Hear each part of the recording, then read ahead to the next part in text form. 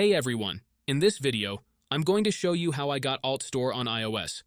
If you're new to it, Altstore is an app that lets you install apps on your iPhone that aren't available on the App Store without jailbreaking.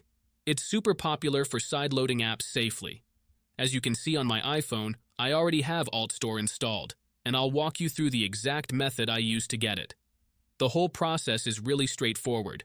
Just follow along with the steps in this video, and you'll be good to go. By the time this video ends, you should have Altstore up and running on your iOS device. Before you can use this method, there are some settings you need to change. Head into your settings, tap on General, and make sure that Background App Refresh is turned on, either for Wi-Fi or for both Wi-Fi and mobile data. This ensures the app can run smoothly in the background.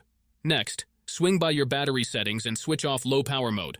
This feature can slow down your device, which we definitely don't want happening. With these two settings tweaked, you're all ready to move on to the next step. What you need to do next is open up your internet browser, in my case it's Safari, and go to the website called pluginelite.com. Plugin Elite is a website where you can find many apps with awesome features. Once you are on the website, search for Altstore and click on it. To get started, simply click the download button and give it a moment to install.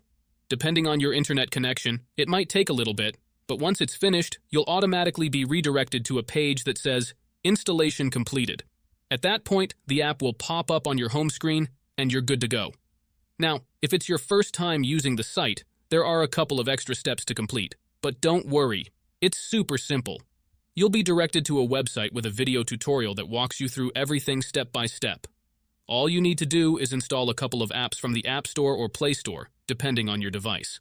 These apps are completely safe and secure, so there's nothing to stress about. Just follow the instructions, and you'll have no trouble at all. So, that's it guys. If you enjoyed this video, make sure to leave a comment, like, and subscribe. Thanks for watching, and see you next time.